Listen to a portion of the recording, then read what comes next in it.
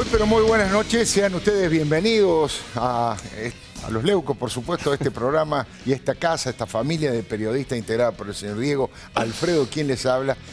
Y bueno, un día político, económico, del punto de vista cultural, vamos a hablar absolutamente de todos los temas de actualidad. Enseguidita, nomás allí en mi lugar donde habitualmente hago las columnas editoriales, voy a tratar de argumentar qué está pasando, o preguntarme por lo menos, ¿qué está pasando con el Papa Francisco en la Argentina? Hoy se cumplen 5 años de cuando fue consagrado Papa Jorge Bergoglio y toda esta ida y vuelta política va a ser analizada en instantes nomás. Y además esta noche con nosotros el economista, político y expresidente del Banco Nación, Carlos Melconian. Dijo hace poquito en una entrevista con el diario Clarín que a nivel económico es como una especie de plan perdurar hasta las elecciones del 2019. ¿Está bien eso? Vamos a hablar de todo eso con Carlos Melconian en instantes nada más. Y el gobernador de la provincia de Santa Fe, el ingeniero Miguel Lifchich, nos va a contar de primera mano, porque hace algunas horas estuvo reunido con altas autoridades del gobierno nacional, negociando, entre otras cosas, el tema de la deuda, de la coparticipación que tiene la nación,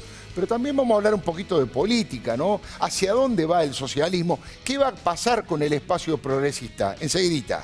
Y además, ustedes saben que muchas veces solemos invitar a artistas, gente del mundo del espectáculo, para hablar un poco de la vida, pero también para hablar un poco de política.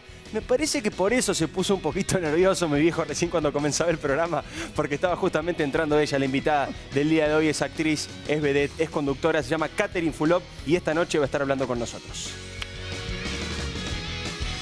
Comentaba hoy en la radio que hace 5 años yo estaba en otra radio y fui periodista deportivo durante toda la época de la dictadura. Los periodistas deportivos tenemos una deformación muy divertida, que es saber el primer y el segundo nombre de los jugadores de fútbol, de los futbolistas. Nos aprendemos Ricardo Enrique Bocchini, por ejemplo, Germán Daniel Onega, Hermindo Ángel Onega.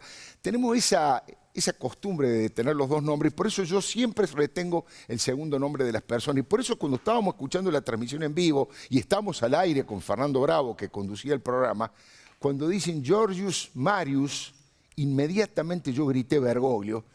Y Fernando Bravo se emocionó hasta las lágrimas, toda la Argentina se emocionó en aquel momento con la designación del Papa Francisco. Hoy se cumplen 5 años de aquel momento tan particular para la historia de todos.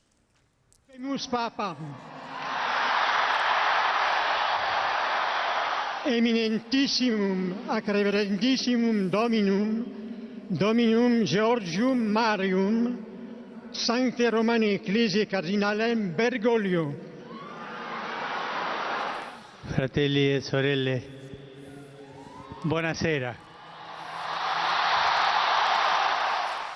¿Cuántas cosas han pasado de la política desde aquel momento hasta ahora, ¿no? Y en los últimos días, en las últimas semanas, esto que el presidente Mauricio Macri, como una suerte de líder moderno, asociado más a la democracia liberal, plantea la posibilidad y habilita el debate por la despenalización del aborto, que es prácticamente una declaración de enemistad con la Iglesia. Si hay un tema que la Iglesia, el Vaticano, el Papa Francisco y todos los papas defienden a rajatabla, es precisamente este tema. Todavía no hay demasiadas repercusiones de cómo ha caído la cosa en el Vaticano, pero no hay ninguna duda que bien no ha caído y seguramente va a ser uno más de los temas que separan, que generan cierta grieta entre Jorge Bergoglio y Mauricio Macri.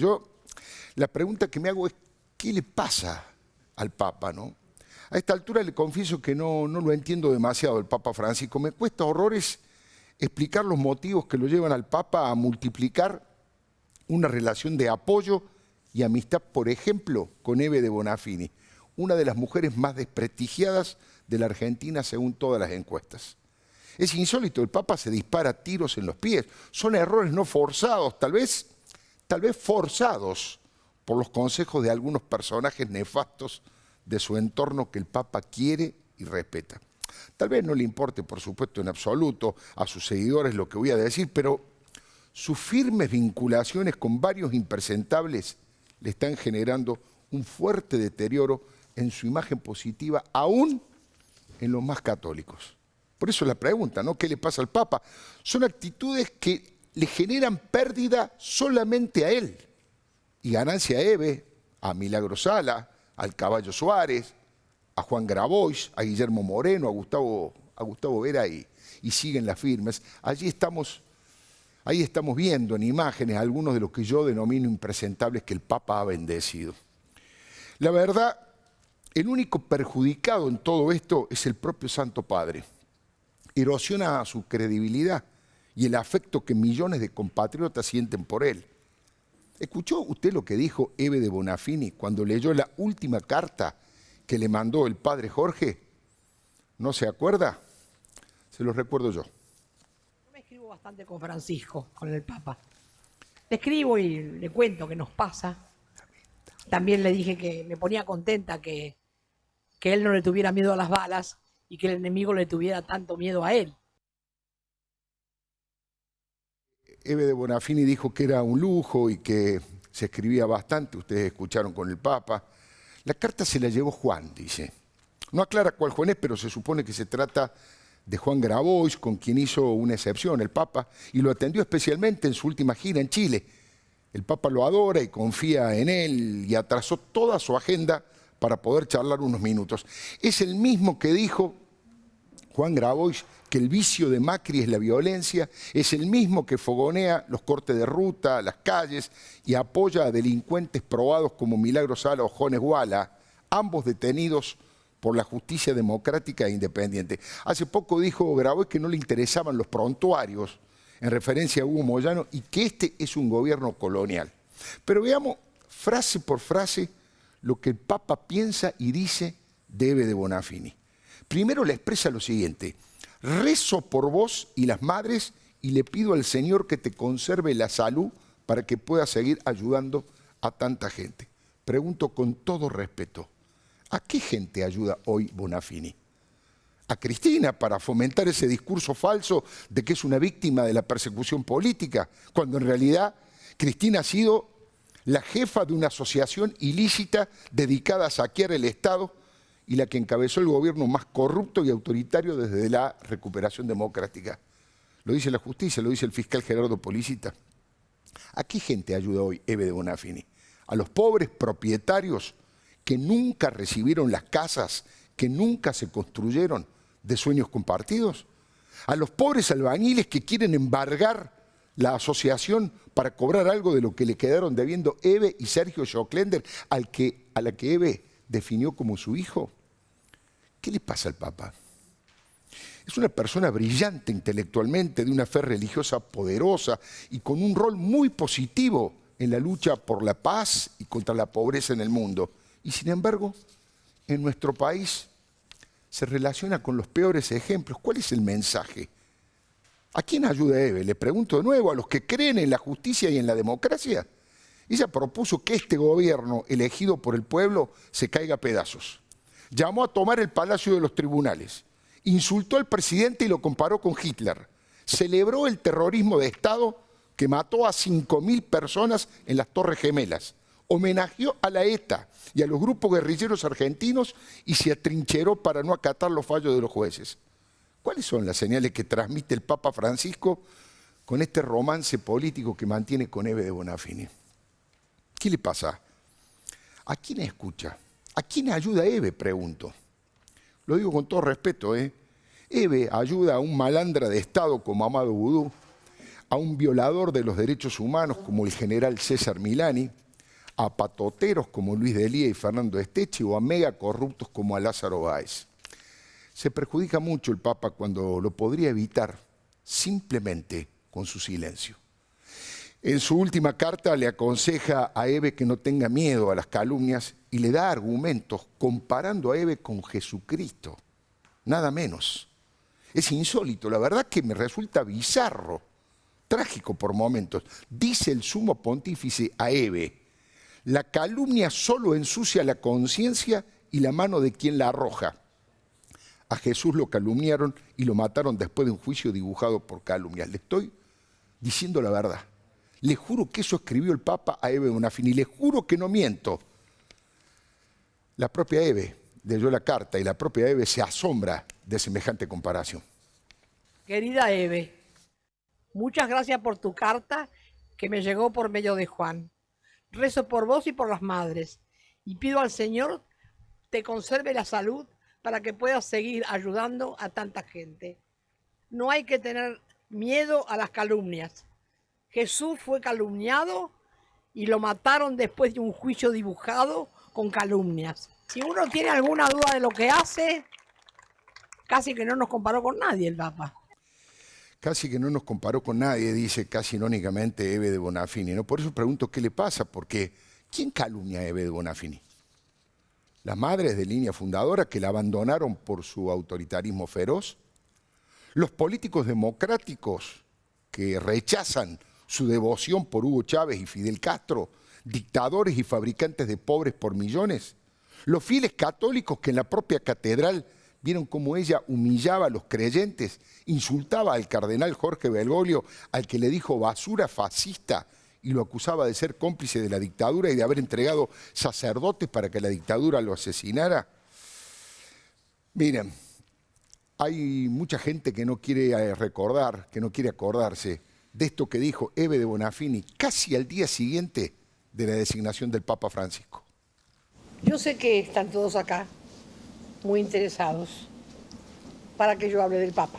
Hicimos la lista de los 150 sacerdotes del tercer mundo asesinados por la dictadura, que la iglesia oficial cayó y aceptó. Y sobre este Papa, que nombraron ayer, solo decimos amén.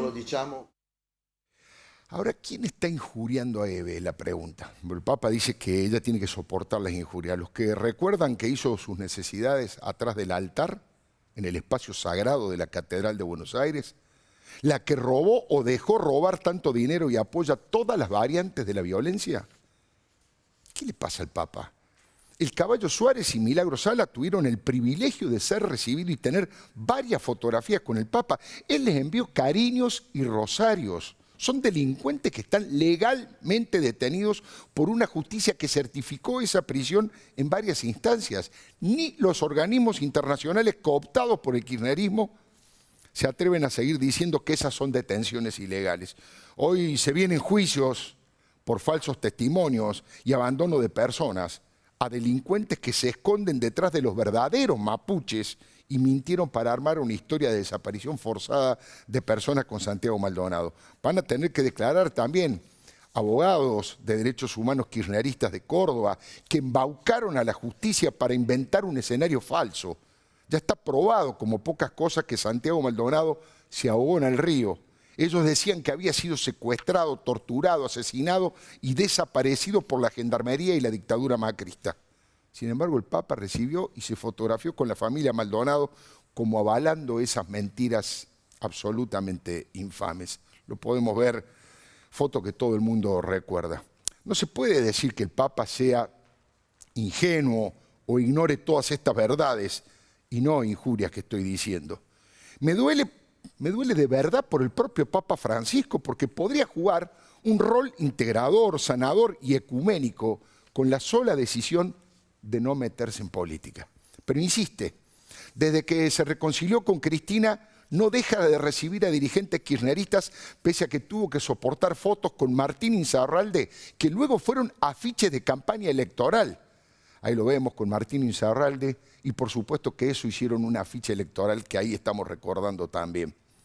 O la Cámpora, con aquella foto vergonzosa con el Cuervo Larroque que hizo flamear una camiseta de la Cámpora en las propias narices del Papa Francisco, ¿no? Allí está la camiseta de la Cámpora y el Papa hizo...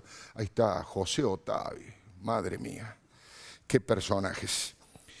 Néstor Kirchner, hoy me dijo a la tarde en la radio, Julio Bárbaro, Néstor Kirchner odiaba a Jorge Bergoglio. Me lo dijo Julio Bárbaro, que era amigo de los dos en ese momento y trató de mediar entre ambos. Néstor públicamente le dijo el diablo con sotanas, el jefe de la oposición. Néstor Kirchner lo espió y lo persiguió con la CIDE en su momento. Hasta la ex jefa de la justicia acá fue recibida con honores y premiada con bendiciones y rosarios. Alejandra Gils Carbó, que dicho sea de paso, también tiene que explicar ante la justicia la coima de 8 millones de pesos por la compra de un edificio del Estado. Por eso me pregunto qué le pasa, cuesta comprender. Mire, en Chile el Papa en la última gira estuvo tan mal asesorado que hizo una exhibición de debilidad con misas casi vacías en algunos lugares y sin condenar con nombre y apellido a los que quemaron iglesias. A los que quemaron iglesias y hacen atentados incendiarios escondidos detrás de los mapuches allá y acá. Además se enojó con los familiares de las víctimas de los que habían sufrido violencia sexual por parte de tantos curas y luego, por suerte, pidió disculpas. El día que me traigan una prueba contra el obispo Barros, ahí voy a hablar. No hay una sola prueba en contra, todo es calumnia. ¿È claro? Cosa sentono gli abusati? E lì, con questo devo chiedere scusa, perché la parola prova ha ferito a tanti abusati. Efectivamente, había herido la palabra prueba y es maravilloso que el Papa haya pedido y haya reconocido un error y pedido disculpas. Por eso pregunto, ¿qué le pasa, no? ¿Por qué acierta? El Papa acierta tanto a nivel universal en su lucha contra el hambre, la injusticia y las guerras. ¿Y por qué se equivoca tanto cuando entra al territorio político? Es una lástima y me duele decirlo, pero es la verdad. No son calumnias. Es el argentino que más alto llegó en la historia, el más querido en el mundo. Y lamentablemente en Argentina divide en lugar de multiplicar. No entiendo, es incomprensible. Desilusiona a mucha gente que lo venera. Por lo pronto, una antigua amiga del Papa, de la primera hora, como la diputada Elisa Carrió, dijo que como cristiana siente vergüenza ajena de que el Papa no haya recibido a Margarita Barrientos.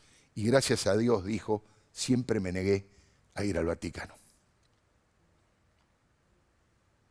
Ahí estábamos viendo lo que acabo de decirle, pero a través del tuit de la propia doctora Carrió.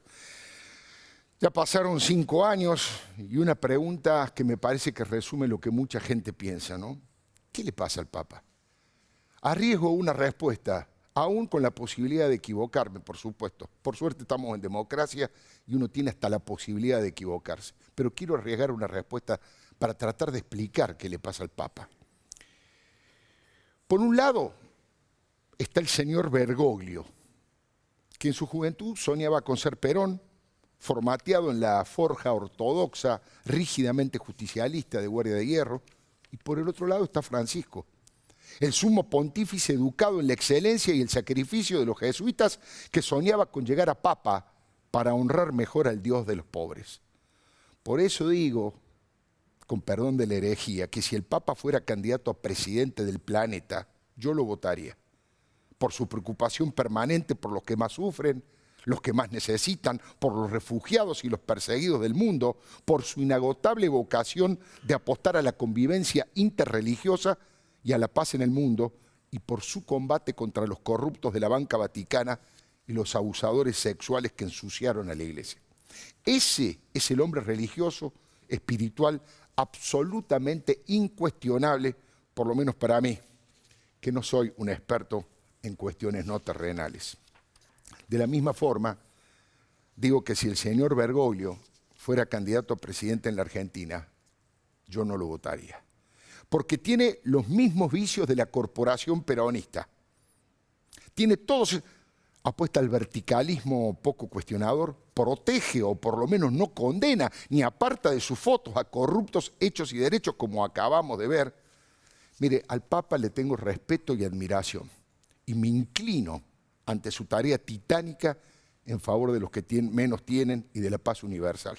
A Bergoglio lo critico desde la política porque él se mete en política y por eso pongo el grito en el cielo. Le doy mi palabra. Bueno, muy buenas noches, Melconia. Muchas gracias por haber venido. Obviamente no vamos a hablar del Papa con usted, que es un economista de fuste. Muchas gracias por estar aquí. Gracias. Buenas noches. Otro de los temas delicados y polémicos de la Argentina de hoy, ¿no? La primera pregunta que le quiero hacer es, ¿Cómo está su relación con el ingeniero Macri, con el presidente de la Nación? Porque bueno, tenía entendido que han sido una relación de mucha amistad. De hecho, creo que estuvo en su casamiento o en su cumpleaños. No, me casé hace rato. Ah, en su cumpleaños, en su cumpleaños. Era otro tipo de fiesta. En mi cumpleaños. En su cumpleaños, sí. Fue un gusto, sí. Pero bueno, pero usted fue desplazado de su gobierno. ¿Cómo ha quedado esa relación? Muy bien. Con el presidente como si nada hubiera ocurrido, porque yo conozco las relaciones entre amigos, las he mamado desde muy chico. Y digamos, creo entender cómo son las relaciones de amigos. Y en este caso, yo siempre he dicho que el 10 de diciembre del 2015, el amigo Mauricio se transformó en el presidente. No significa que se olvida de ser amigo, pero para mí está ya en un nivel de presidente con mayúscula. Yo siempre he respetado la investidura presidencial de todo, y en este caso de la persona con la que estuve muchos años, estoy, y empujamos para que sea candidato en forma incondicional y amigo, así que la relación está impecable, y no mucho, pero cuando podemos, él es gentil en invitarme o yo en pedirle un café, y nos vemos, pero impecable, 10 puntos, ningún problema, y yo sigo hablando todavía en primera persona del plural cuando hago referencia al espacio. Aún aunque no me ha tocado ser núcleo duro del equipo. Claro. Así que, bueno, desde el año 2006, luego 2007 me honró con la posibilidad de ser candidato en la capital, 2013 precandidato, y una relación muy estrecha. Hay que entenderlo a los presidentes, y a en particular mucho más, porque ¿Y hay cómo, una relación. cómo lo ve a Macri? Carlos Melconian, el amigo, y Carlos Melconian, el economista, expresidente del Banco Nación. El amigo lo ve impecable, ve para bancarlo incondicionalmente. Así son las cosas. No es chamullo, yo hablo en serio. O sea, vos lo bancás incondicionalmente. Incondicionalmente al presidente, que es lo mejor que le puede haber pasado en este momento histórico a Argentina, y que en términos de rumbo es el rumbo adecuado. Y después, como corresponde, sin hablar de atrás, yo siempre uso el ejemplo futbolero donde se mete pata fuerte en el medio, pero de atrás está penado, pegar. Bueno, es obvio que yo he tenido algunos criterios, no los que trascienden de shock, gradualismo, eso es un disparate total, ni siquiera de dinámica, sino de cuestiones de integralidad, de formato, de organigrama. Y yo creo que tan sabio ha sido el presidente en entender eso, que no he participado del núcleo duro del equipo económico, porque yo entendía Otra cosa. una relación diferente, que creo que es lo que, dicho de una manera más suave, menos suave, es lo que entiende casi todo el mundo, en el mundo, no solo en la Argentina. Así que estas cuestiones de superministro y eso no existen. Argentina ha tenido la desgracia, si se quiere, de que algunos ministros de Economía en determinados momentos históricos trascendieron al resto del gabinete por personalidad, tarea o lo que fuere, y se ha generalizado la idea de que tener una conducción en la economía es generar un monstruo y un superministro, versión totalmente equivocada, pero el presidente es el presidente. Ahora, Es totalmente equivocada, pero el presidente cree en eso. Eso Bueno, usted lo reconoce, no obviamente. tengo ninguna duda que si es el presidente y ha avalado el formato, no sé si decir cree, digo ha avalado el formato. por lo menos es lo que hace. Por lo Sí, menos. en conversaciones de récord con los periodistas, muchos le han planteado esa posibilidad de la necesidad no de un superministro, pero sí de alguien que lleve todas las variables económicas en forma simultánea, que no haya contradicción entre una y otra, y él se niega terminantemente, el presidente. Bueno, yo nunca lo he, juro, Sí. y no miento. Es un tema que personalmente nunca he Nunca hablado. usted lo habló. En particular, nunca. Podemos haber hablado de todo. Sí. Y yo no le voy con vuelta al presidente, siempre educado, respetuoso y a solas. Claro. Y nunca jamás ha trascendido un gramo. Creo que ni mi mujer me pregunta que hable con Macri. Porque esos son los códigos. Ahora, este tema yo personalmente no lo he puesto nunca en la mesa porque él es el presidente. El presidente es el presidente. Tenemos que acostumbrarnos todos los argentinos. Y yo, conocen Pero ustedes pueden cometer errores mi los diferencia presidentes con también. el kirchnerismo, pero el presidente, Néstor Kirchner, presidente. Cristina Fernández, presidente. Después con sus errores, sus cosas que no comparto, etcétera, etcétera. Pero esa educación y ese formato yo creo que es una cosa que tenemos que aprender definitivamente. Ahora, ¿por qué no puede bajar la inflación, Macri? Nosotros mostramos un video donde Macri decía, si vos tenés inflación es la demostración de que sos malo gobernando. Bueno, hay inflación y no ha bajado lo que el gobierno esperaba, han cambiado las Pero metas. yo ¿Qué creo está que él pasando? se hace cargo de eso. Es más, en los mismos videos que vos mencionás que lo han viralizado Sí. muchas veces para joderlo al presidente, él aparece diciendo que es fácil Sí. y que es una cuestión inherente, vinculada y responsabilidad del Estado, y agrega, para rematar, que es cuando hay déficit fiscal y se financia monetariamente. Así que es un diagnóstico correcto. No la ha liquidado hasta ahora porque hay déficit fiscal que se financia monetariamente. En todo caso, la pregunta sería qué ocurre con lo otro, pero digamos, la secuencia de la cual el presidente no se desdice es esa. Por eso quiero decir, supermercado, empresario, yo no voy a hacer una defensa ni del supermercado ni empresario, aunque da rédito a la política. Lo que nosotros necesitamos con la sociedad argentina es ganar crédito, no rédito. Y resulta que los mismos empresarios que producen en otro lugar o los mismos supermercados que venden en otros lugares, la inflación da cero. Cuando en los 90, con 200 millones de problemas alternativos a esto, no es que no pasaba nada, la inflación daba cero. ¿Qué? ¿Trajeron empresario y supermercado de Marte? ¿O se comportaban de otra manera? Entonces, el presidente al cual hay que rescatar para bien de todos los argentinos es el que decía eso en los videos que vos decís. Y para tranquilidad de todos los argentinos, él sigue pensando así. Lo que ocurre es que, bueno, la herencia, en la que yo he puesto particularmente mucho énfasis, y por más que se dice, mirá, a los 2 años ya es tuyo, de la herencia no se habla más, miramos para adelante. Sí, estoy de acuerdo con eso, se mira para adelante, ¿viste? El futbolero siempre mira al arco de enfrente, pero te quiero decir, el no haber hecho una buena evaluación y decirle de cara a la sociedad argentina, mirá, estamos recibiendo este problema. O sea, ese fue el error, la evaluación. Esa es la evaluación, y yo personalmente creo, y esta es una de las diferencias, diagnóstico de la situación. No solo evaluación, sino ¿Se diagnóstico. subestimó la situación? Muy probablemente, sí. Yo, digamos, no es nuevo, ni hablo con el diario del lunes. Yo personalmente creía que no. Pero esto no es de hacer un descargo, ¿eh? Me estás preguntando y te Sí, estoy sí, por diciendo, supuesto. porque no, eso no, acá no hay ni martirización, ni yo les dije, porque yo me excluyo de eso, y de esas cuestiones de los egos y todo ese tema del trabajo en equipo, de todo eso. Yo lo único que he hecho en mi vida es trabajar en equipo.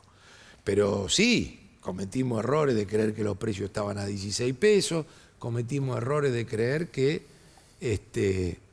la sola presencia del presidente generaba una lluvia de dólares. Yo digo esto en un contexto general con esta tranquilidad en la cual estamos hablando, y ahora se va a tuitear seguro, Melconian dijo cometimos error, entonces ahí pum, aparece con el título, pero para que quede claro y pongan todo el video completo. Ahí está el gráfico, cometimos errores. Ya. Ahí está, mirá, ni sabía. Y debe estar por acá el traidor. Sí, sos buen periodista. sos buen ¿Viste? El periodista. traidor debe estar por acá. Cometimos Pero errores. son los gajes del oficio. No, ese. pero además no creo que el presidente Macri, conociéndolo, se enoje por una cosa No, así, porque él pero no es también una dice que por no es mago, supuesto. que no es infalible. Por supuesto. Ahora, hay una pregunta que te la voy a hacer a boca de jarro, creo que no te la han hecho hasta ahora, A pero ver. yo escuché por lo menos 3 fuentes distintas durante esta semana que decían que era posible que regresaras al gobierno en un cargo muy importante. ¿Hay alguna posibilidad de No que de vuelva no al gobierno? regresar, digamos, no de esa ocurrencia. Regresar en el sentido de volver a ser funcionario, Pero digo. porque, digamos, las si te personas- convoca el presidente, ¿vos aceptarías? Las personas que tenemos vocación, el otro día en un reportaje me preguntaron y nos la hemos pasado muchísimos años, porque dije, cuando me fui del banco dije a la gente que es absolutamente verdad que hay gente que quiere hacer algo por el país, cosa que está medio manchado en la Argentina, porque tiene olor a eslogan de la política. Sí. Pero es verdad que hay gente, yo recluté montones de personas y algunas de ellas hoy están en el gobierno y pertenecían a un equipo propio que yo había preparado, y que está muy bien que hoy estén y que estén en distintos lugares y colaborando, porque hay gente que de verdad quiere devolver y quiere decir y tiene que ganar como corresponde. Parte del debate cultural que tenemos que dar. Yo me pongo triste cuando una medida es que se congelan los salarios del sector público, pero no para hacer demagogia, Claro. porque yo creo que un funcionario del sector público tiene que ganar muy bien. ¿Cómo el presidente del Banco de la Nación, cosa que me tocó vivir, que maneja 600.000 millones de pesos de activo, va a ganar algo que no está acorde a esa responsabilidad? No hay que hacer más la comparación de, dice, no, porque te comparan con un obrero, un trabajador, que a mí no me la van a contar porque yo viví en calle de tierra hasta los 20 años, así que conozco al pueblo trabajador y me vinculo hoy con ellos, pero digamos, son funciones diferentes, entonces el cambio cultural incluye que vos no podés mandar millonario o chorro al sector público, tenés que mandar tipos, no solo que sean competentes, sino que ganen como en el sector privado. Claro. Entonces lo que tenemos que hacer es tener menos, pero mejor pago. Ahora, claro, como entre el 2007 y el 2011 entraron 1 millón de personas nuevas, entonces eso le resta capacidad de... Eso no es una metáfora, es cierto. 1 millón Por de personas. supuesto, claro que es En 4 cierto. años, 1 millón de Claro personas que es entraron al cierto. Estado durante el kirchnerismo. Claro que es cierto. Ahora te dejo, Diego, una cosa que no me quiero dejar pasar. Hablaste del Banco Nación y cuando vos te fuiste. Sí. Fue una cosa novedosa, extraña. ¿En qué sentido? Cuando entraste al Banco Nación, la comisión interna, la asociación bancaria, los movimientos sindicales decían, bueno, vino un liberal, un neoliberal menemista que va a privatizar, va a echar gente. Cuando te fuiste, Lloraban. y lloraba Sí, él claro. de la emoción porque estaban todos los Bueno. empleados del banco, incluso el propio Sergio Palazzo de la bancaria, que es un hombre muy kirchnerista hoy. ¿Qué pasó ahí? Y no le hemos regalado nada, más allá de la mala fama que me hizo algún compañero del oficialismo, ¿Ah, sí? Sí, respecto a lo que fue la paritaria bancaria y todo lo demás, que fue durísima, porque fue de 19,5% cuando María Eugenia ofrecía 18%, y luego lo único que se hizo fue dar el diferencial de la inflación. Pero bueno, le inventaron cosas al presidente encima del Banco Nación, que es un ente autárquico que está para ganar plata. Claro. No entra en los números fiscales el Banco Nación, pero la dejo correr.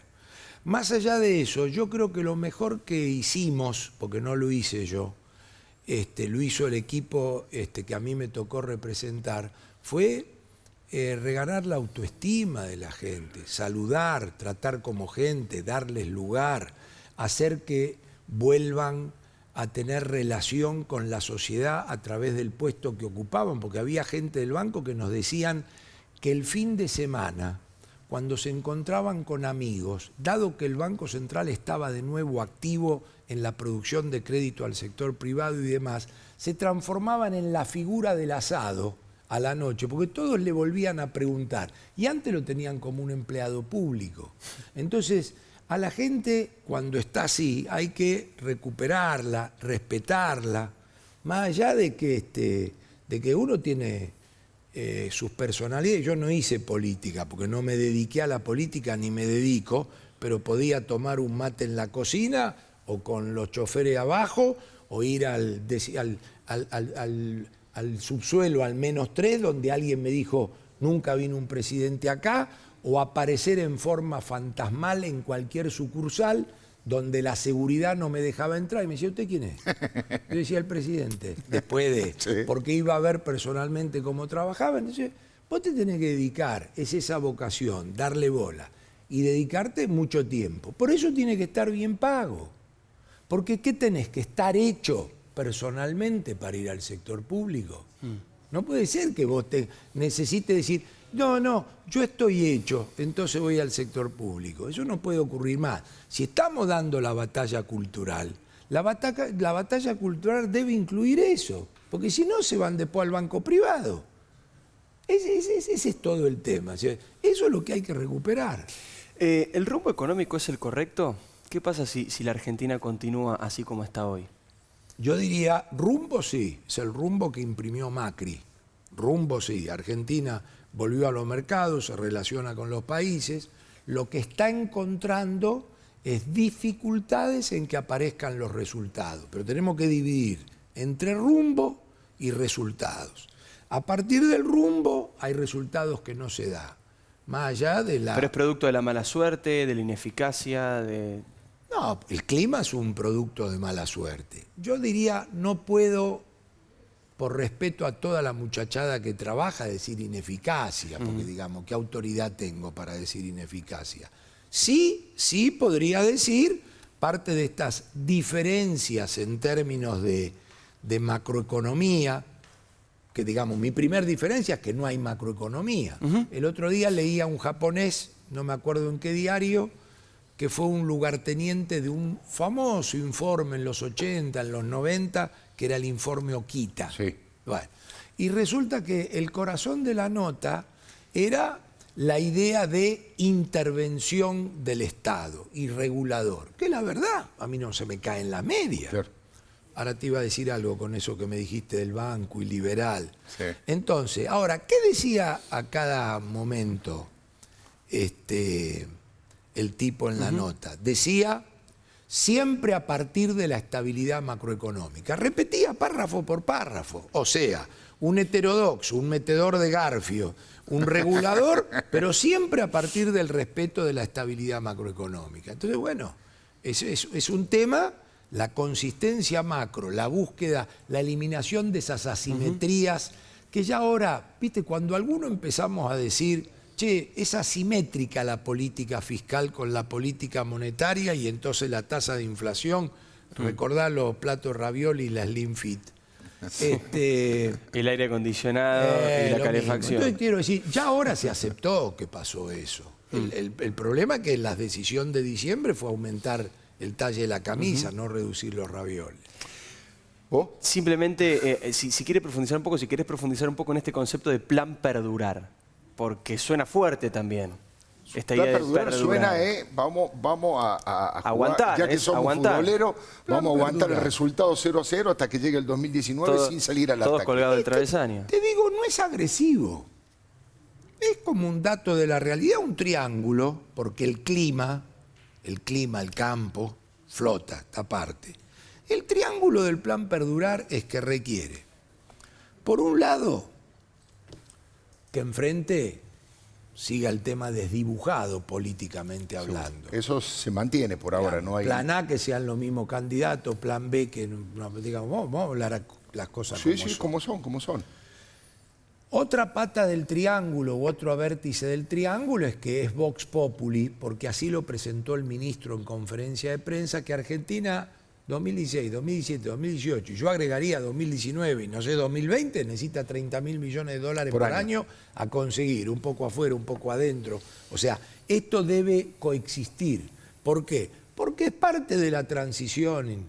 Y la tercer pata es que los indicadores modestos que ha tenido hasta ahora la economía, crecer 2 y pico, inflación no 15 pero descendente, tipo de cambio que acompañe a la inflación, salario que acompañe lo más cercano posible por el consumo, es decir, no es un programa de estabilización. Acá no es un programa destinado a ir a un dígito de inflación, no, de ninguna manera. Entonces, si este es el escenario, y no lo digo porque digo, se me ocurrió y aplíquenlo. Digo porque me parece que es lo que a partir de diciembre y con más dinámica en enero y febrero ha empezado a ocurrir. Yo diría el broche de oro del fin de semana pasado. Entonces, este es un escenario donde me lleva en este contexto, me lleva a hacer un muy buen papel y casi digo ganar. ¿Por qué? Y porque hemos visto que reforma más profunda no se va a hacer. Los resultados son estos, no enamoran, pero decorosos. Pero se podría buscar resultados que enamoren. Tenemos que remontarnos al 2015, porque otra de las características del plan Perdurar, primero, para llegar bien, es que podés ganar así. Si no aparece nada enfrente, si conseguís la plata, podés ganar. Segundo, es finito, no sirve para seguir indefinidamente. Tercero, debiera ir acomodando los precios relativos de la economía para que en algún momento tener un plan de estabilidad en serio que vaya simétricamente a la búsqueda de un dígito inflacionario. Entonces, le está faltando una rigurosidad, pero que es intrínseca a la no rigurosidad del plan Perdurar, porque no tiene rigurosidad. Es parte de lo que ha salido, llegado hasta aquí. Es lo que está dado. Claro. Ahora, ¿qué ocurre? Vamos a ser sensatos. Si la plata está enfrente, no es que está apareciendo el candidato del siglo. Y la plata está. Y tiene un par de compromisos, deber y aspiraciones el plan Perdurar. Por ejemplo, el nivel de actividad más o menos tiene que continuar. Por ejemplo, la tasa de inflación tiene que mostrar que baja. Por ejemplo, el tipo de cambio tiene que mostrar que no se atrasa. Lo que pasa es que no está generando trabajo, esa es la preocupación que yo tengo. La demanda de fuentes de trabajo es ínfima o te diría que está en una meseta absoluta. Eso pasa en la Argentina, en algunas en zonas el sector privado. Sí. Primero, no es generalizado. Segundo, primero tenés razón. Sí. Es otra de las cosas que nos tenemos que acostumbrar. La comunicación es muy importante, el marketing no. Entonces, primero tenés razón, creo yo. Sí. Segundo, no nos confundamos porque la creación del empleo que nos tocó vivir hasta el 2015 era el sector público. No, y además ficticio. Ficticio. No hablo de eso. Tercero, estamos con ese problema de estancamiento macro desde el 2007, donde, como vos bien recién dijiste, de repente ganó un sector, el otro no. Ahora, tenés razón, el plan Perdurar no es un programa generador masivo de empleo. Es un programa, vos lo llamaste de aguante, qué sé yo, digamos, pongámosle el nombre que quiere. Perdurar significa mantengamos lo que tengamos. Y que te quiero decir, me parece que es lo que se nota. Recién planteabas que había algo sobre el tema de la caracterización del neoliberal tuya respecto al banco que querías agregar. Que no hubo mejor, digamos, el mejor publicista que he tenido sin quererlo hacer, no necesité ningún Durán Barba. Tuve un año en el banco y se me fue ese mote. Claro. Fue la mejor publicidad que tuve, porque digamos, te digo, el favor más grande que me ha hecho el presidente, el favor más grande es darme la oportunidad de gestionar de gestionar. Y yo siempre se los dije y se los dije a los empleados. En principio creí que iba a un lugar que me resultaba casi un premio consuelo en la fantasía que me había hecho. Y después dije, qué equivocado que estaba. Claro. Porque uno tiene que seguir manteniendo la modestia permanentemente y dar la batalla desde el lugar que te toque y en todos los lugares del sector público de Argentina. Está tan hecho pelota que hay lugar para hacerle un upside. Entonces, la mejor publicidad que uno pudo haber tenido, y no para jactarse de eso, sino porque fue una cosa espontánea, ha sido eso. Y no hubo ningún chupetín a cambio. Vos mencionaste el sindicalismo. No fue demagogia. Yo con el sindicalismo en privado me puteé 40 veces. Claro. ¿Pero por qué? Porque yo tengo la camiseta del presidente y vos sos el sindicalista. Pero digamos, tenemos que ir a situaciones de equilibrio razonable porque vos estás viendo con qué macro estás trabajando. Entonces, ese equilibrio tiene que existir. Yo veía del otro lado del mostrador lo que también se pedía. Y la verdad que cuando vos estás ahí, siempre estás actuando en nombre del presidente. Y siempre estás diciendo que el presidente es un tipo sensato, racional, equilibrado y que vino acá para trabajar por todos los argentinos. Entonces, simultáneamente tu conducta tiene que ser equivalente a lo que decís. Ese es todo el tema. Estoy seguro que hay muchos televidentes que me están diciendo, Leuco, no le preguntaste lo único que me importa, que es qué tengo que hacer con mi dinero. ¿Tengo que comprar dólares? No tengo que comprar dólares. Me vas a preguntar por Lautaro. No. De fútbol no vamos a hablar. Que estamos, ¿Podés ver la foto de Boca? Dicen ya que hay penal para Boca. No sea malo. Mirá, le hice una gauchada a los amigos de River. ¿Qué pasa con el dólar, con los ahorros de la gente? ¿Qué le recomendás a tus clientes? No, primero siempre digo lo siguiente. La gente tiene culturalmente... En la Argentina tenemos un problema para salir de los despelotes que tenemos, que la Argentina es una economía bimonetaria. Y la gente ahorra en dólares con independencia. No es corrida, ahorra en dólares. No es corrida. Hoy no hay corrida. No. Hoy no hay crisis, pero ahorra en dólares la gente. Compró dólares en el 2016 y compró dólares en el 2017. ¿Alguno de ustedes, y lo discuto toda la noche, tuvo la sensación de desconfianza en Macri y corrida? No. Pero ahorra ahí. Y sin embargo mirá que tuvo oportunidad de timba, de carry, de tasa. Y sin embargo está ahí. ¿Por qué? Por 70 años de inflación, confiscación. Es un tema a resolver. No aparece en el programa macro de corto plazo, porque primero hay que resolver otras cosas, pero está ahí. En ese contexto ahora tenemos esto. Sí,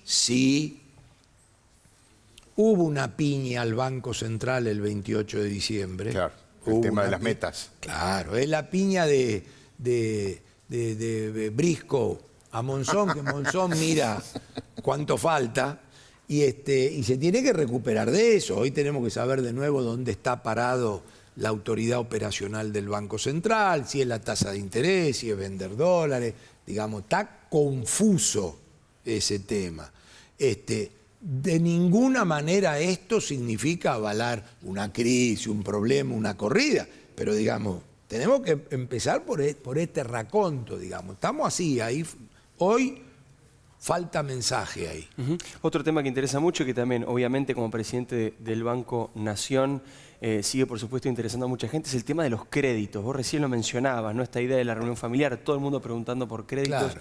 ¿Cómo está eso? Porque hubo un aumento en la tasa, hubo además, digamos, eso crédito ¿recomendás muy bien. un crédito? Yo, como no tengo doble mensaje, nosotros tuvimos un crédito hipotecario que el Nación tenía espalda para hacerlo, desde ya con menos accesibilidad por cuota y desde ya una cosa monstruosamente masiva, pero lo que se podía, porque pensé, el tiempo va a decir si equivocadamente o no, pero pienso,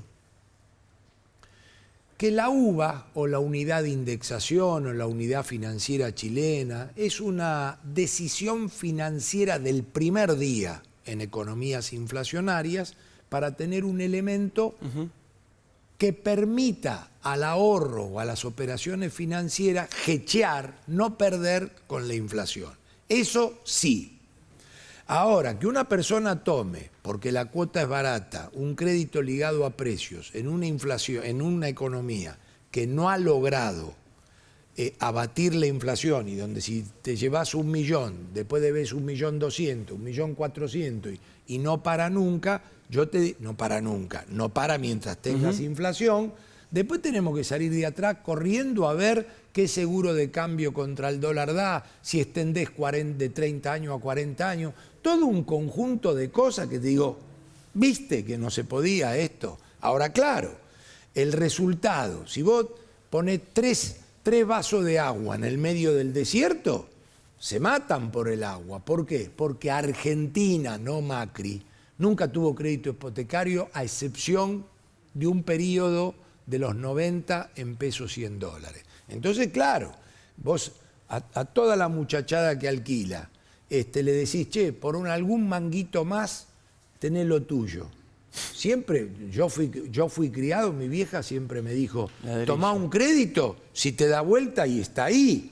No toma un crédito para ir a gastártelo a la noche, sino ponerlo en el patrimonio. Entonces te quiero decir, claro, eso es muy entrador, muy convencedor, pero a mí no me gusta con esta inflación, digamos, hacer eso masivo, porque no me gustaría incubar un problema ahí. Entonces, con absoluta responsabilidad dije de entrada no. Pero bueno, yo no tenía la voz cantante ahí, digamos, mientras estuve fue así.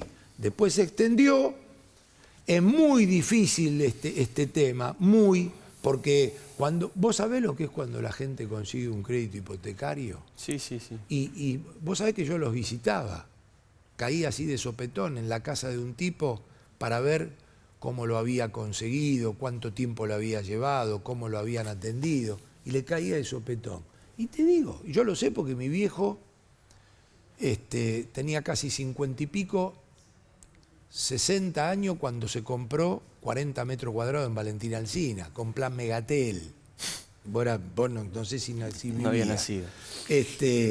Y vos no sabés lo que es, te cambia la vida. Tremendo. Entonces, claro, es una discusión jodida. ¿Por qué es una discusión jodida? Porque dice, ¿qué me está explicando? Y que si saco un palo, debo un palo 400 después de 40 de inflación. ¿Verdad? Ahora, simultáneamente, ¿qué hace si no? Y bueno, tenía el otro crédito, pero yo siempre supe que era no masivo, más caro y demás, pero más seguro. Bueno, así es la vida. Carlos Melconea, muy amable. Muchas gracias por haber venido, gracias como siempre. Gracias a ustedes por la invitación. Vamos a seguir con los Leuco en instantes. Tenemos la posibilidad de conversar con el gobernador de la provincia de Santa Fe, con el ingeniero Miguel Lipschitz, que viene de reunirse con las más altas autoridades del gobierno nacional, coparticipación, que está tratando de parir un nuevo espacio político. Vamos a hablar de eso y la gran posibilidad de conversar con Catherine Fulop. Vamos a hablar de su vida, ha tenido la generosidad de venir al programa. Vamos a hablar también de lo que pasa hoy en la Venezuela de Maduro, de cuál es su mirada, su posición frente al chavismo, de tantas cosas vamos a hablar, pero en instantes, ya venimos.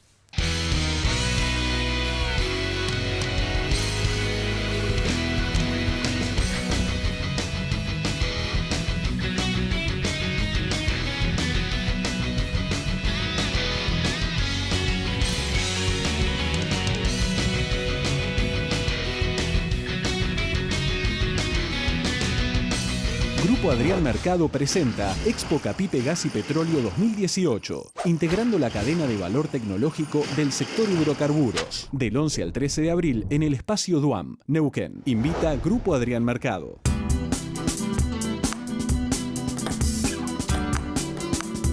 No puedes estar en todas. Necesitas Tango Gestión. Te la dejo picando. Tango Software. Crecer es posible. Acá, con Connie y Mica. Acá, con Vale, Nico y Tincho. Acá, como en todo el país, tenemos un plan que se adapta a tus necesidades. Acá con Bauti. Acá está. Acá Salud. Cobertura médica integral. Mi corazón con el Kini late más. Dale, prendete. Vos también hacete fanático al ritmo del Kini 6 y vení a festejar todas las semanas. Es bueno que sepas que estamos ahí. Grupo Emerger, compromiso profesional. Asegúrate en la segunda, donde lo primero sos vos. Grupo Asegurador La Segunda.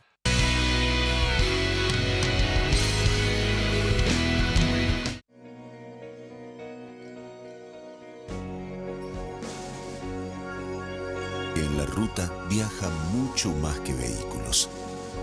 Si vas a conducir, no tomes alcohol por lo menos 12 horas antes. En la ruta estamos con vos, pero el que maneja sos vos.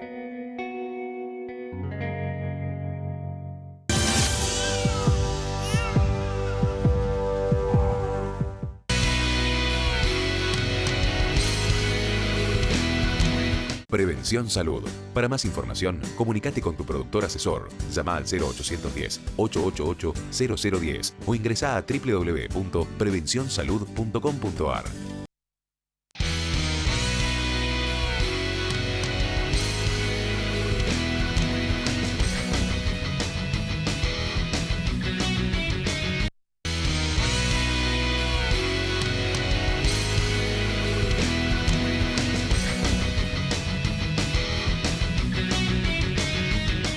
Bueno, tenemos la gran posibilidad de conversar con el ingeniero Miguel Lifchis. En un rato vamos a dialogar también con Caterín Fulop, por supuesto, que ya está aquí en los estudios de TN, en la Casa de los Leucos.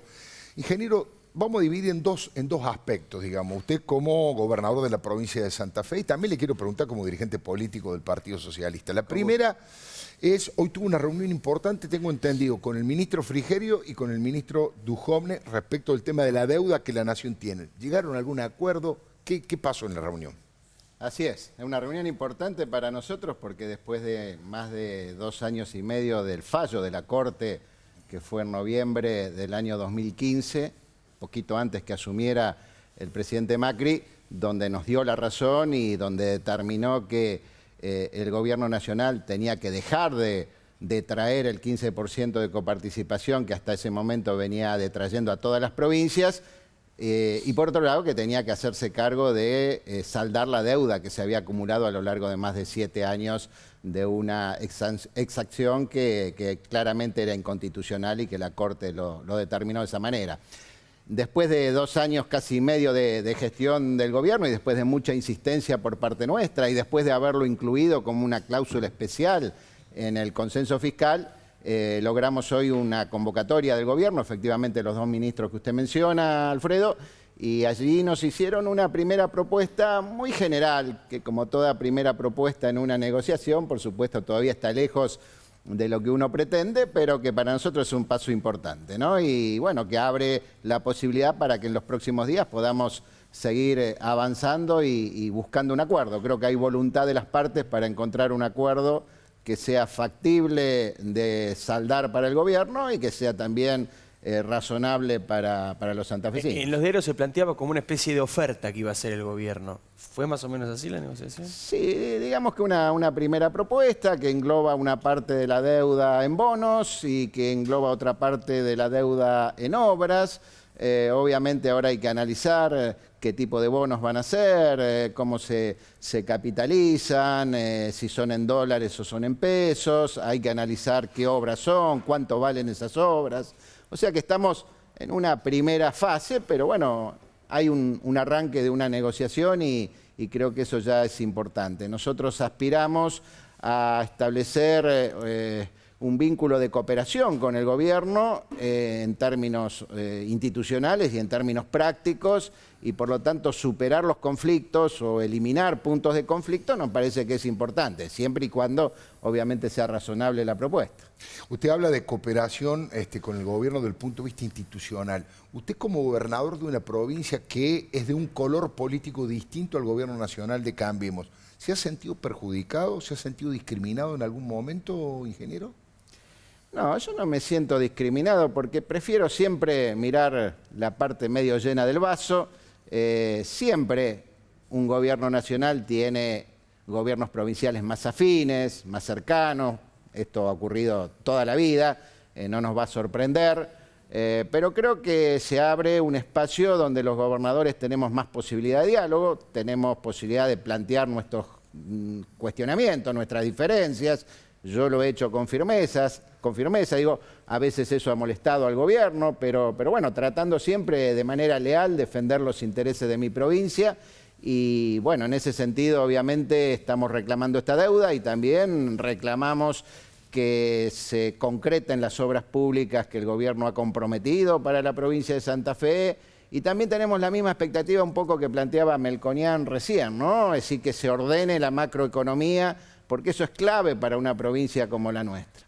Yo, sinceramente, no quisiera que realmente, como dice Melconian, la propuesta del gobierno fuera a perdurar o el objetivo del gobierno fuera a perdurar. Creo que le haría muy mal a la Argentina un gobierno que solo piensa en perdurar, ¿no? Me parece que la Argentina necesita gobiernos proactivos, gobiernos con proyectos de futuro, gobiernos que puedan enamorar con sus propuestas, con sus iniciativas, con metas de largo plazo.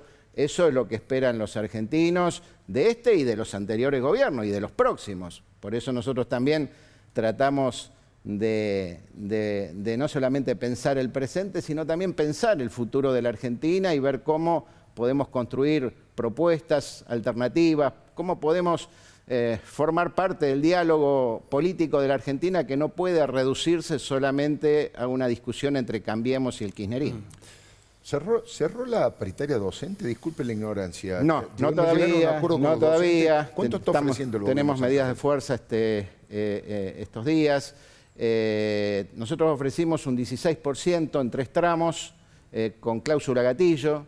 El año pasado aplicamos también la cláusula gatillo, incluso sobre fin de año hubo un aumento automático de un 1% que estuvo determinado por la inflación de diciembre, o sea que demostramos que teníamos voluntad de hacer cumplir esa cláusula, y ahora hemos propuesto algo parecido en un techo de 16%. Obviamente los gremios siempre necesitan un poco de tensión antes de aprobar una propuesta. Nosotros creemos que la cláusula gatillo es una garantía para el trabajador, en definitiva tiene la certeza de que en ningún caso va a perder contra la inflación. Así que creemos que es una propuesta razonable, esperamos poder resolver favorablemente la situación en los próximos días. ¿Por qué el número de 16? Bueno, porque ¿confían en la inflación proyectada por el gobierno? Porque creemos que es la mejor propuesta que se ha hecho hoy en el país. Lo que hemos visto hasta ahora en el sector público, incluso en el sector privado, como máximo llega al 15 y algo alguna provincia. Tratamos de seguir manteniendo una tradición santafesina de hacer buenas propuestas salariales, de jerarquizar sobre todo al docente y al trabajador público. Así que en el marco, en el contexto nacional, nos parecía o nos parece que el 16% es una cifra aceptable, razonable, que tiene en cuenta los intereses de los trabajadores y que además ofrece la posibilidad de revisar eso en el caso de que la inflación supere ese límite, ¿no? Gobernador, lo llevo ahora al otro aspecto como militante político. Están construyendo nuevamente el espacio progresista. Hace poco se lo vio en una reunión con Margarita Stolbizer, decían que con ella, tal vez con Ricardo Alfonsín, hablaban de Martín Lustó en la capital. ¿Están construyendo un espacio que no tenga vinculación política con Macri ni con Cristina Fernández de Kirchner? ¿Hay lugar para eso? Yo creo que hay lugar y creo que se está abriendo un espacio en la sociedad donde se buscan otras opiniones, otras miradas sobre los temas de la agenda política, de la agenda económica. Como le decía antes, me parece que esa discusión entre Cambiemos o el gobierno nacional, el oficialismo y el kirchnerismo se ha agotado, esa grieta que en todo caso resultó funcional a veces y que fue aprovechada desde luego políticamente. Me parece que hoy ya no da respuestas a las demandas, a las preguntas, a las inquietudes de muchos sectores de la sociedad.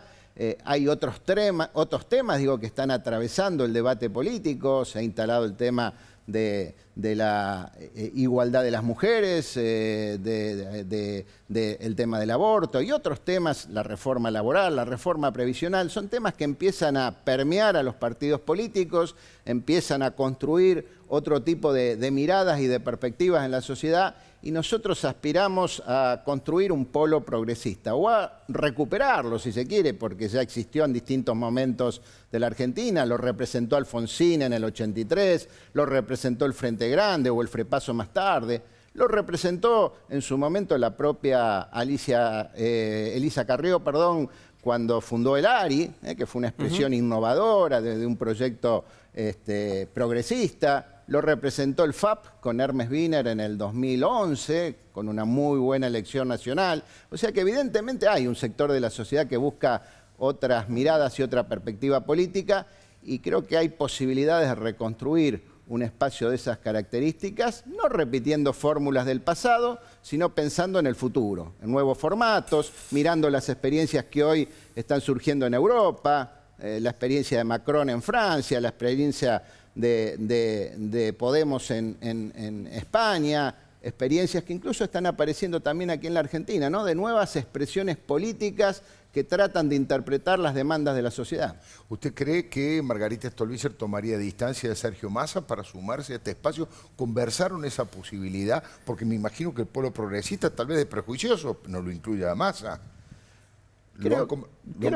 Creo que Massa hoy, por lo que uno percibe, por lo que ve en sus posiciones políticas y en sus pasos, por lo menos después de las elecciones, todo indicaría que está intentando retornar alguna propuesta dentro del peronismo.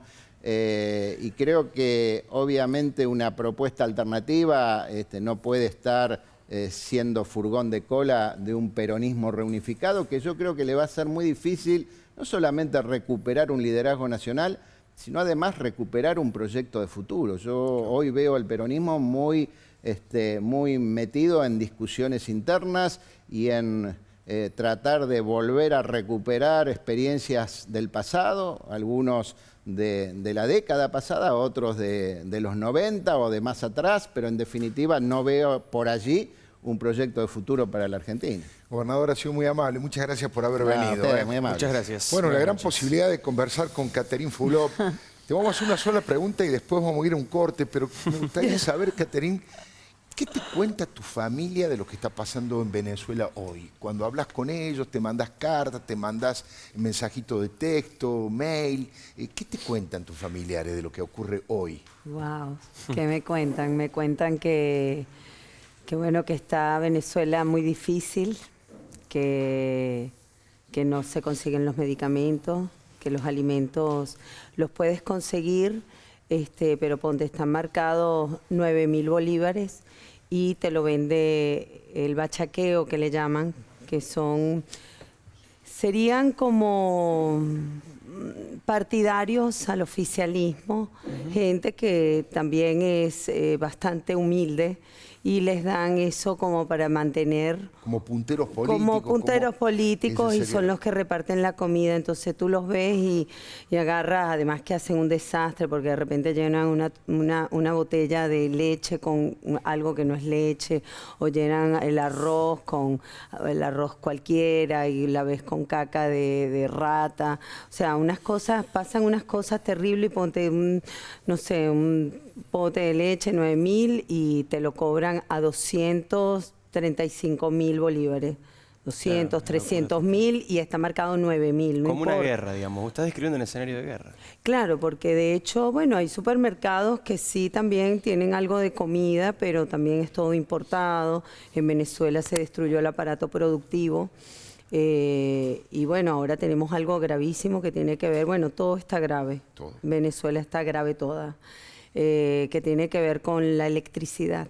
Gran parte del país está sin electricidad, y los hospitales son los que están más en riesgo en esta situación de pasar varios días sin luz eléctrica, ¿no? Por los pacientes más comprometidos, ¿no? Que tienen asistencia respiratoria, los neonatos.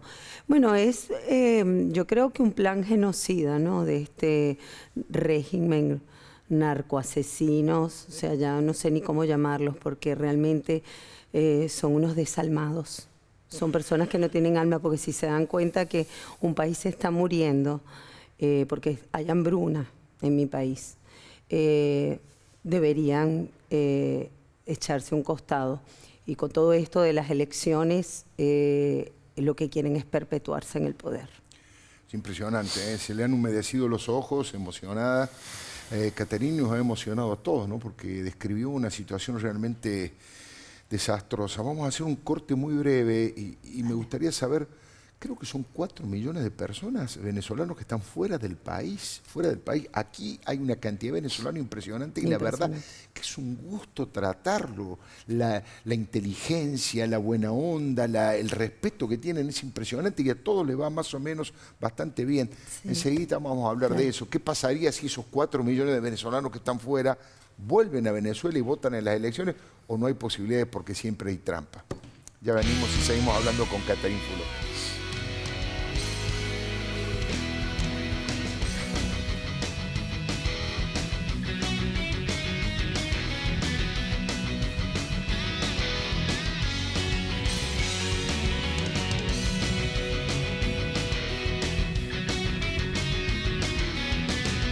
En Provincia ART, nuestro trabajo es protegerte en el tuyo. Provincia ART, la aseguradora de riesgos del trabajo del Grupo Provincia.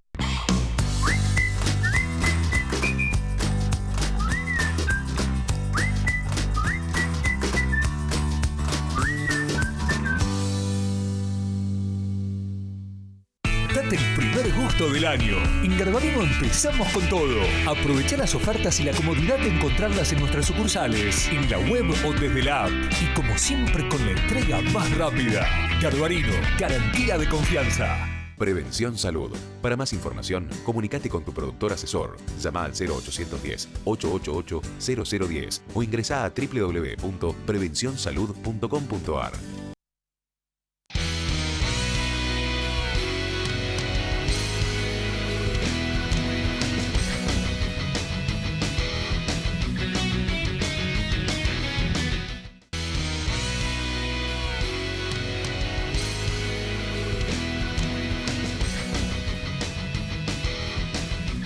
Bueno, seguimos por supuesto en el corte también hablando con Catarín sobre esa realidad tan dolorosa que es su patria, que es Venezuela. Yo te preguntaba respecto de los casi 4 millones de venezolanos que están fuera del país y vos me decías que no pueden votar, porque cualquier país del mundo votan los que viven en otro lado, en las embajadas. Claro, de hecho yo he votado acá en la Argentina, en la embajada, pero para estas elecciones no, porque me imagino el despelote que debe ser, lo están haciendo a destiempo, es como imponiendo ya rápido, vamos a hacerlo porque tenemos que legitimizarnos en el poder para perpetuarnos, porque bueno, hay demasiada maldad en esto.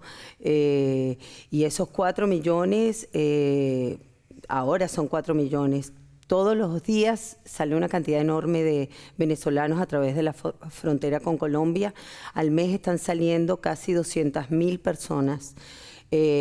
Calculan que para fines de este año va a ser el 15% de la población venezolana que va a estar fuera del país. Increíble. Entonces, esto es un problema mundial, ¿no? Porque para todos los países también es un problema que llegue tanta migración. De hecho, ACNUR no es que nos declaró refugiados, pero sí como que los países, por la crisis que está pasando humanitaria, que en realidad eso es lo que va a ser muy difícil para nosotros, los venezolanos, salir solo de esto, porque de hecho creo que nosotros hemos demostrado con mucho valor que queremos salir de esta gente, saliendo a la calle y en todas las protestas que se dieron el año pasado, donde mueren más de 140 personas, todos los presos políticos que hay, los perseguidos, los torturados, los desaparecidos.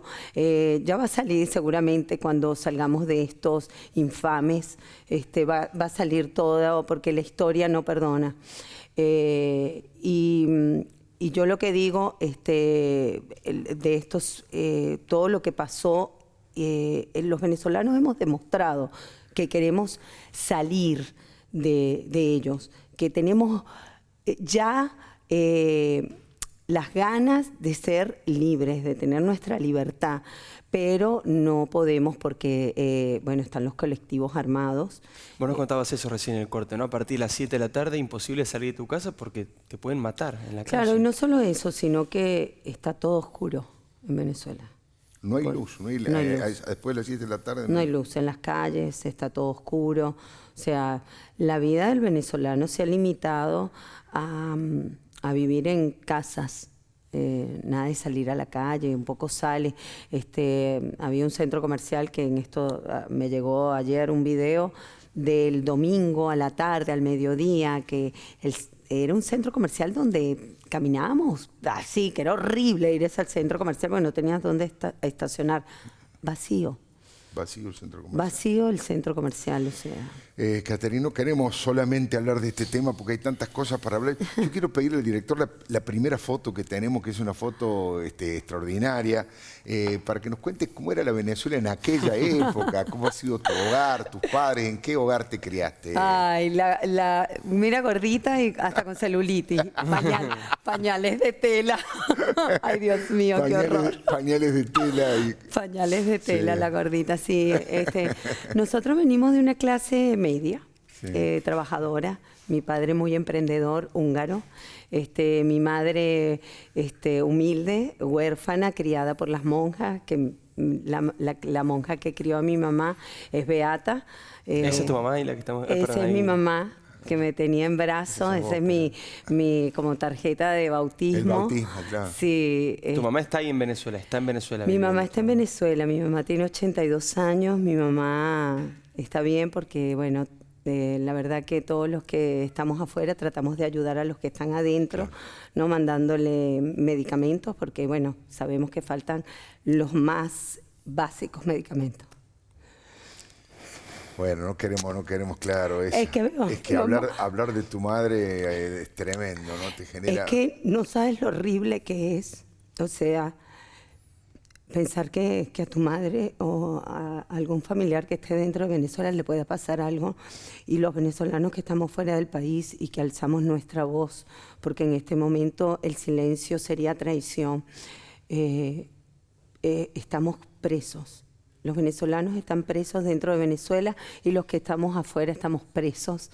Porque yo ahora que tengo vacaciones, bueno, en realidad no son vacaciones, pero yo podría destinar unos días para visitar a mi mamá como siempre lo hice, libremente. Claro. Entonces yo tampoco tengo libertad. Vos no podés ir a Venezuela. Qué tremendo, ¿eh? No, porque ellos lo que hacen es decir, denuncian los pasaportes como robados y te sacan el pasaporte. Wow. Entonces para mí sería un problema porque, bueno, no tengo el pasaporte argentino. Entonces, ¿No te han dado pasaporte argentino? Porque no, en realidad yo nunca lo tramité. Yo sé que si lo tramito lo saco, ya estoy por hacer este trámite. Lo que pasa que, bueno, es como que ir, no sé qué, recolectar. Es más, están dando facilidades, que eso también lo agradezco al gobierno argentino, porque para darte el documento siempre te piden... como los antecedentes penales que te los tiene que suministrar el gobierno venezolano, que no lo está haciendo, por supuesto, porque no. Entonces, bueno, están facilitando. Entonces hay facilidades, que eso está bueno y... así que bueno, prontamente lo sacaré, pero si me quedo sin pasaporte para mí sería un problema.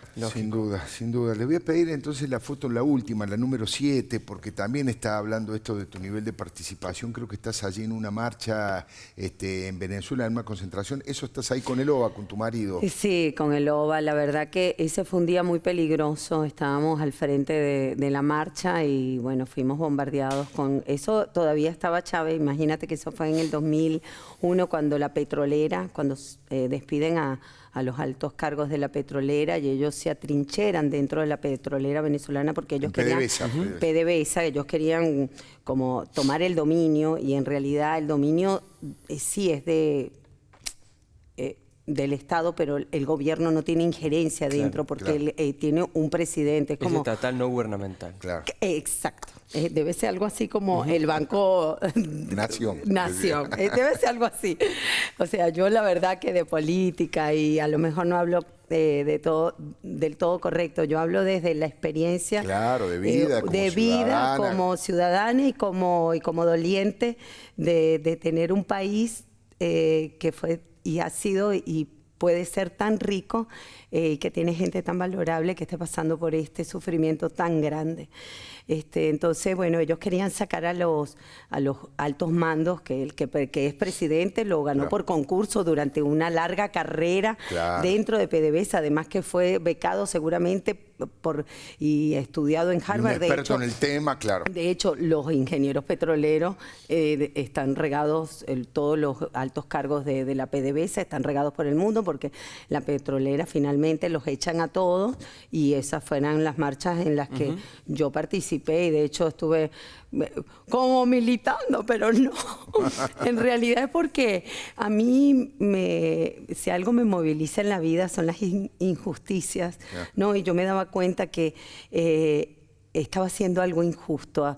No me gustaba lo que yo veía cuando veía a Chávez hablando que con todo y todo era mucho más inteligente que este burro que tenemos montado ahí. Que sí que es de terror, ¿entiendes? Pero el otro es el demonio. Claro. Este es el títere del demonio. El demonio está muerto, debe estar friéndose en la última paila del infierno. Es impresionante la manera apasionada, porque vos podrías tranquilamente mirar por otro lado, cuidar tu carrera, sin embargo se siente como una pasión por defender a tu familia, a tu tierra, a tu patria. Te gustaría poder volver cuando quieras, como cualquier ser humano. Exactamente. Porque mucha gente piensa que a lo mejor alguien por ser artista o por trabajar en el mundo del espectáculo no es sensible a determinada cosa. Y sin embargo, bueno, tenés un nivel de sensibilidad tremenda. Claro, y no es que estoy militando ni No, nada, claro, no es ni que político, estoy, no es ay, que el kirchnerismo, que el macrismo, no creo en los políticos, no me interesan, no creo en nada. Haz tu trabajo bien porque si no te vas. Claro. Lo importante es la alternancia en los periodos democráticos. Es tan importante para la democracia. Una de las cosas que, si volvemos a recuperar Venezuela, lo primero que hay que abolir, no sé si lo estoy diciendo bien, hay que sacar la reelección indefinida. Claro, eso es monarquía, no, directamente mi amor, monarquía. Claro, eso no va para el baile. Claro. 1, 2 veces y te vas. Es más, nunca más. Claro. Nunca más vuelves al poder. Como en los países más desarrollados. La sensación que tienen es que en algún momento va a terminar esto, porque cuando fue todo el conflicto, que fue muy violento, muy fuerte, aquí en Argentina lo seguimos muy de cerca, nosotros hablamos con el Puma Rodríguez, incluso te lo comentábamos también en un corte, parecía que caía Maduro finalmente, no pasó, redobló la apuesta, se quedó. La expectativa que tienen ustedes a vos en representación de estos millones de venezolanos, ¿es que va a terminar pronto o que queda todavía mucho tiempo así? Mira, yo creo que cada vez más el mundo está poniendo la mirada bastante fuerte hacia Venezuela. Yo creo que vamos a necesitar, yo te decía que nosotros valientemente demostramos que queríamos nuestra libertad con estas marchas donde tantos chicos, jóvenes y venezolanos perdieron su vida. Hay tanta gente sufriendo en las cárceles y donde están siendo torturados en la tumba, que se llama la tumba del SEBIN. Tremendo, eso se va a saber. Son catacumbas, claro, catacumbas de la tortura, ¿no? Y van a tener que pagar por lo que están haciendo. Entonces, lo que necesitamos de verdad y lo que yo siento es que cada vez más. Por eso les agradezco que nos den este espacio a los venezolanos que llevamos este mensaje a nuestros países hermanos, que nos tienen que ayudar. Lo primero, intervención humanitaria. Claro. No intervención militar, que le voy a tirar la bomba y voy a matarlo. No, intervención humanitaria. Ayudar primero a la gente, porque la gente, los niños, los viejos se están muriendo de hambre. Hacen 4 o 5 horas de cola para un kilo de leche. 1 litro o harina o fideos o arroz. Ni hablemos de los medicamentos, como contabas recién, que son realmente imposibles de conseguir o que te los... Claro, entonces, si tú me preguntas pronto, bueno, mientras más presión internacional le pongamos al régimen y presión individual a cada uno de las personas, todos los que se han robado la plata y que la han puesto en los países con fiscales, que si Suiza, bueno, ya creo que Suiza, paraísos fiscales. Eso es terrible. Caterina, ha sido muy generosa en haber venido. Le vamos a mandar un saludo a tu suegra, a la mamá de Boba. Ay, Betty tan bella. Y mirá vos, hablando del Puma, ¿no? Me acaba de mandar un mensajito el Puma Rodríguez de Miami, que recuperándose del doble trasplante de pulmón. Dios tarda un poco, pero no olvida nunca. El final del impío siempre es malo. Saludos a Caterín, bendiciones hermanos. Dice el Puma Rodríguez. Bueno, espero que salgamos pronto de esto, muy pronto, para yo poder ir a Venezuela. A Venezuela a ver a mi familia y darnos un gran abrazo con todos los venezolanos que están allá y todos los venezolanos que estamos acá afuera, también sufriendo. Y gracias a Argentina, como siempre lo digo, ya lo aprovecho, y a todos los países que nos ven a través de la pantalla de TN, que nos ven y que han recibido también a los venezolanos, porque hay historias muy fuertes de venezolanos que viajan de la manera más precaria para llegar a un país hermano para buscar un futuro. Un futuro y la libertad. Gracias por haber venido, Caterina. Ay, qué bello. Gracias a ustedes. Un gustazo, Gracias. Enseguidita venimos.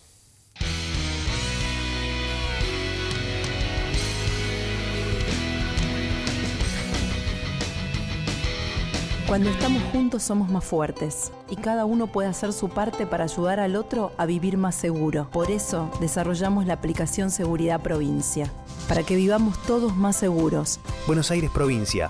Entre todos, podemos más. Gourmet Porteño, los esperamos en Alicia Moró de Justo, 1942, Puerto Madero. Hoy es momento de descubrir, de encontrar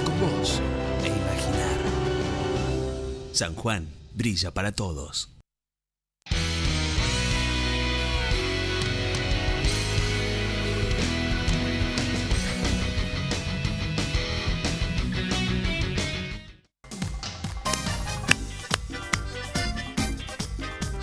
Muy bien, acá estamos. Bueno, el Fernet. seguimos haciendo la coreo de los cuartetazos porque vamos a tomar un poquito de Fernet como nos gusta a los cordobeses. Con espuma. Con espuma, por supuesto. Muy bien. Sírvalo, Dieguito.